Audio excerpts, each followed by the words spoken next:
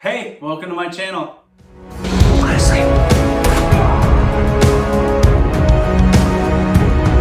Hey, Uncle Kenny! Football! Hey, yeah! If you're new here, my name is Cedric. I'm an actor, a filmmaker, a screenwriter, and a YouTube reactor. And obviously, I am BTS Army. Jimin is my bias, Suga is my bias wrecker, but I love all of them. I have no idea what to expect from this video. This was recommended by Crystal Rig, one of my patrons. I believe it's BTS, unless Tiny Tan is something else, and I believe it's animated. So I don't, that's all I think that I know. I don't know anything.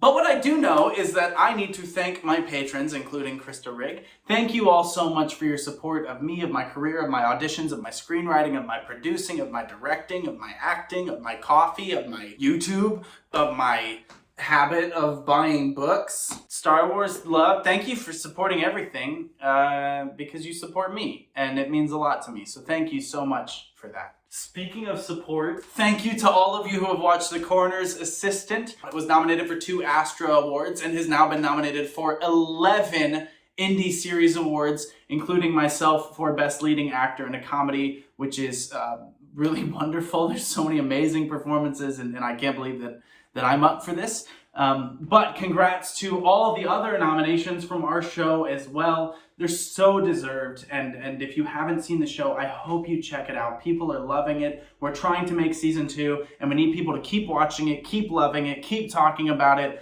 That way we can keep exploring this weird, wonderful, funny, dark world that we've made, and I hope you enjoy it, so please check it out. There's a link in the comments of this video, as well as in the description. Please, if you get some spare time, the episodes are 15 to 20 minutes, perfect for a lunch break, and I hope you enjoy The Coroner's Assistant. But until then, let's check out Tiny Tan Animation Dream On. I have no idea what to expect. Those are often my favorite videos. Let's see what's going on here. Stay hydrated.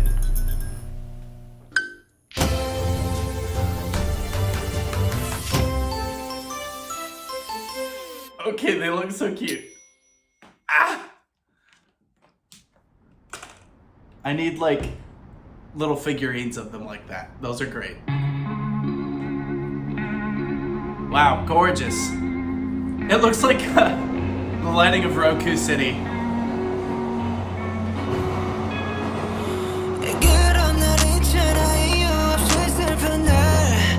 Can I get lyrics? Oops. Oh no. Oh no, oh no. We're just gonna go back to the beginning. I accidentally skipped all the way to the end. Can I get them auto-translated into English? I don't know, it wasn't giving me lyrics, so I'll try to figure that out as we go on. I do want to talk about the quality. Now, I should say, as a filmmaker, I have done voiceover for animated characters, but I've never created anything animated. I would like to someday, but I don't really know the first thing about the process. I'm useless with drawn art, anything like that. Hey now, useless is a strong word. So I just want to start by saying that some of what I talk about here is going to be more guesswork or not as firsthand knowledge as it is when I discuss live action filmmaking or acting to that sense. But a lot of animation is both trying to, it's not recreating reality in the same way that no cinema is. It's interpreting reality, but here there's a stylizing of reality. So when I look at the beginning, I referenced Roku City, but there is this kind of beautiful calmness to the pink and the purple that we're seeing, and this gorgeous sunset, this cotton candy feeling that we get, and the lens flare coming through the window is a really nice touch to make that world come alive, because that's a choice you have to make in animation. In live action, you point the camera at the sun, you're going to get a lens flare, right? Well, in animation, you create that. And so there's some nice shading work, there's some nice lighting in the world that exists there, and her actions, her movements are nicely reflective of the way people move. It's all in the eyes. So if you think about like why Pixar characters all have big eyes, it's because that's how we communicate as humans, is through our eyes. And so I like that that's where my eyes were immediately drawn in each frame that exists there. So really nice touches so far. And it's interesting that we go from this beautiful vibe to being underground on this train. So that's an interesting place to start from. I don't know if she's going to work, coming home from work, whatever it is, but there's a sense of leaving the sense of beauty and going dark or going underground already.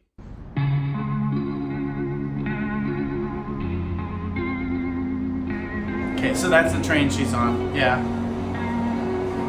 Or maybe not. Can't be.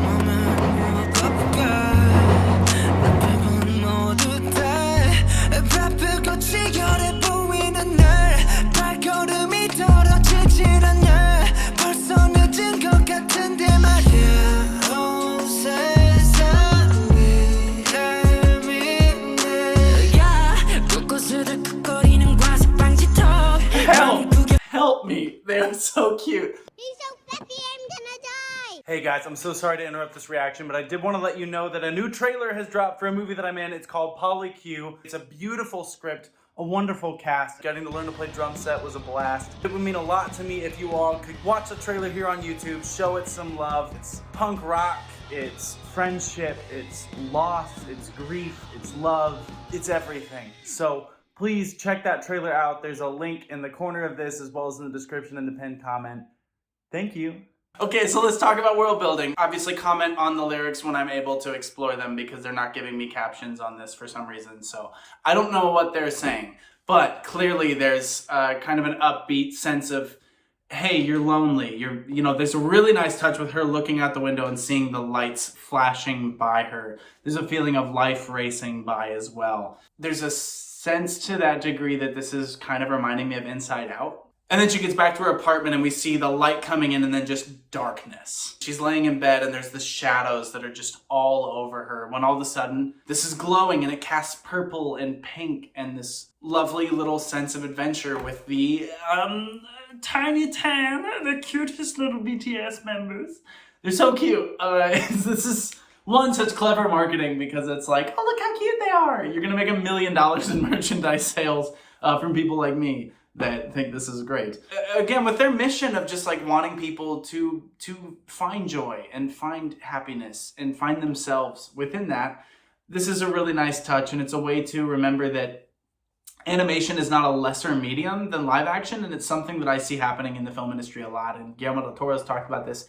Animation is not just for children. Animation is not lesser than live action. It's its own way to explore stories. And so this is also a cool way for them to take a song, take a story, and be able to explore it in a way that they couldn't in live action, because it would look kind of silly if they were miniatures, right, as people. It's been done and it can look good, but why not just use animation, be able to make big eyes and make it really cute and then draw us in and kind of tap into a different way of thinking about them, thinking about their music, and be able to tell the story this way of them coming out of this box and inviting her on this whatever journey they're about to go on. I don't know where it is, but she's asleep too, and the song's called Dream On. And so is it this idea of watching her life pass by. Don't let your dreams be dreams. Just do it. Dream big. And as guys that have seen a dream and realized it, inviting her to do the same.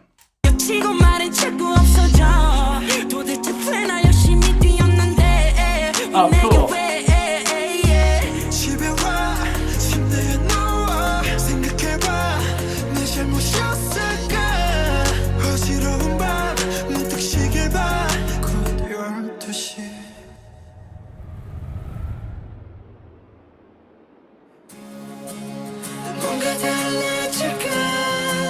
Actually, while editing, wanted to pause here and just discuss this wonderful choice in the orchestration to first have the high harmony, which sounds like Jimin. That was a mumble. I didn't say that right. What sounds like Jimin on the upper harmony, and then to also have acoustic guitar kind of be the lead instrument here. It does create this kind of around a bonfire, this feeling of just being with friends, right? And that's really the energy of this whole piece, is that they're there to be friends for her, to show her what she can be. And here's I guess what I'm seeing as I'm especially going through the edit here. There's a big difference between being childish and being childlike. And I think what they're calling her to be is returning to be childlike, to have wonder, to have dreams, to explore, to experience. And in case you couldn't tell by my office, I'm big on the whole childlike thing. It's very different than childish. You can still be mature, but don't lose that sense of wonder. And so they're bringing that back and having that high harmony with the acoustic guitar functioning as both a percussive sound and a musical sound really kind of underscores that. It draws us closer. It makes the whole sound more intimate, more quiet, and it's great. So I just wanted to drop that note in. Okay, back to the video.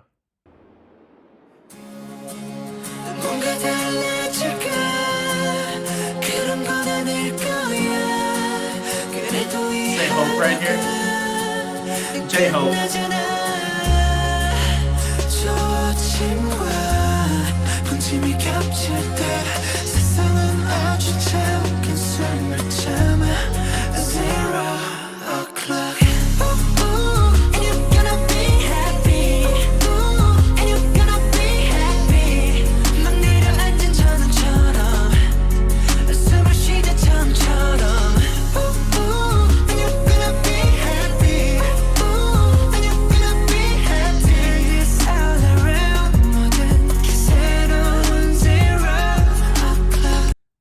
Hi, sorry to interrupt again. I also just wanted to let you know that a Fangoria article has dropped announcing another film that I'm in, He Sees You When You're Sleeping, starring horror legend Caroline Williams. I'm really proud of this one as well. I made some great friends on this shoot, and it's a wonderful director from the UK named Charlie Steeds, who's doing some great horror films. So if you're into bloody slasher horror films, and if you love Christmas, or I guess if you hate Christmas, this is the one for you. So there's an article for that out as well that I posted about on my channel. Okay, back to the video. 0 o'clock. I like that idea.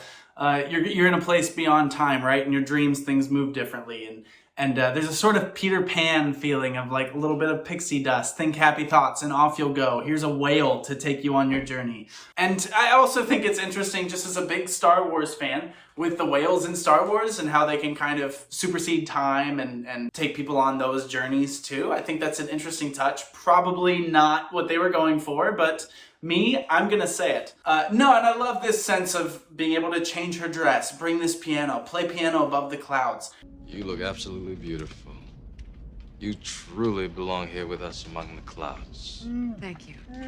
You know, in this opening frame, we see this gorgeous city where I, if I was visiting, would press my face against the glass, you know, staring at this whole thing. But as someone who lives in New York City, I'm still in love with the city. It has not lost its magic to me, but sometimes it's easy to forget where you are and you're in this amazing place. And I'm very fortunate to get to travel around the country, around the world, and see amazing places and beautiful places. But when it becomes the norm, you can forget the magic of it. And so as she's on the train, she's just kind of, you know, life is passing by and she's maybe forgetting the joy of this, the dreams that she had. Maybe she's not originally from there and moved there for this reason. She's in this small apartment. You know, life can feel so close and so heavy, and those shadows are kind of oppressing. And this is, let's go above the clouds. Let's take a bird's eye view. Let's play piano in the sky. Let's break the bounds of reality so that we can remember the magic that reality can have as well. I don't know if that is what they're going for, but I'm liking that out of it. And I think in my world, I can often get pretty burnt out. As I live a very exhausting life. I work a very exhausting life. I think this is also a nice reminder for me to sometimes be able to step back and go like, hey, remember your dreams? Like this is them, even when it's not always working out. You know, it's just part of it. And don't lose that sense of magic and that sense of wonder that all 7 of them so clearly seem to carry with them. And so I love that message that this is bringing along with it.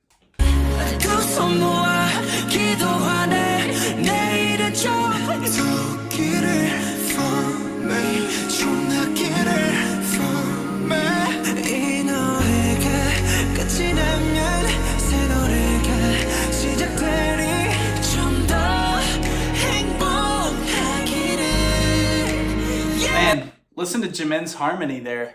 Really nice, high harmony that he's pulling in there, but it's pulling us really nicely into whatever's about to happen. We're getting this kind of tangled feel with all the light coming in. Look how they get a little bit of warmth right here on her cheek, but we're getting a nice backlight from the moon. We're getting kind of that soft pink, blue, purple. When they're creating lighting in this, it's still endorsing that sense of a dream, that feeling of a dreamlike nature to things. And when I talk about animation as a medium, they don't have to try to make any of this look real. It frees them to fully explore the idea of dreaming, of yeah, just making it as cute and inspiring and uplifting as possible, because we need that, and we need that escape. And that's kind of what this feels like. You know, maybe it's not that all of us have dreamed of playing a piano in the clouds above, you know, a city, but we can replace that piano with whatever our dreams are and relate to this story. So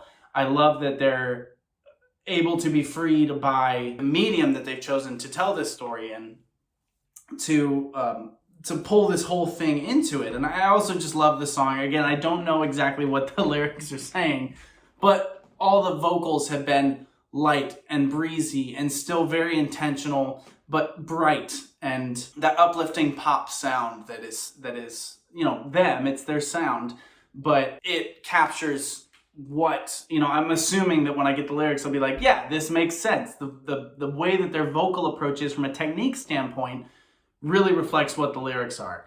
I'm gonna go ahead and guess that, because I feel the music kind of getting under my ribs and lifting me up. It feels uplifting, it feels joyful, it feels inspiring, just in their vocal technique and the orchestration of it. So I'm excited to find out what the lyrics are. Listen to the harmony.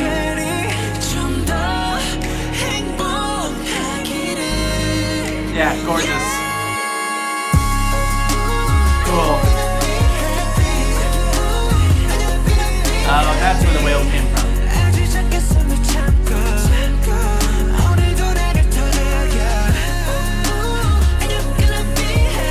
1201.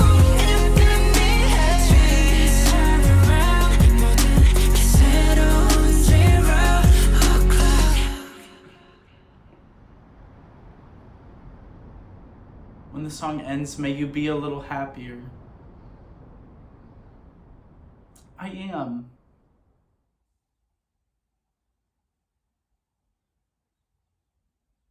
When this song ends, may you be a little happier. That's who they are, isn't it? I mean, they want you to be a little bit happier. They want you to have a little bit more joy. They want you to have the weight of the world lifted a little bit from your shoulders. And that's what that did. You know, it's amazing how, without me knowing any of the lyrics, I think I talked about just being uplifted. And that's what they wanted. That's all they wanted. And sometimes we overthink things as artists and storytellers, and we think, oh, we've got to get to this deep truth. What if we just made people a little bit happier? What if that was the full goal and the full end result? That's good enough. That's good enough. And that is deep. It's one of the best things we can do for people. It's why I love doing comedy, is, you know, you can just make people laugh and distract them for a little bit. And God, I'm already looking forward to editing this, because I can just feel I'm going to walk away from it feeling brighter, feeling happier. So I don't know. I don't really have a lot to add to that, but this just brought me a bit of joy, and that's good. So I hope you enjoyed. Thank you so much for watching. Please drink lots of water, fix your posture, and get lots of sleep, and take care of yourselves. And until next time, bye.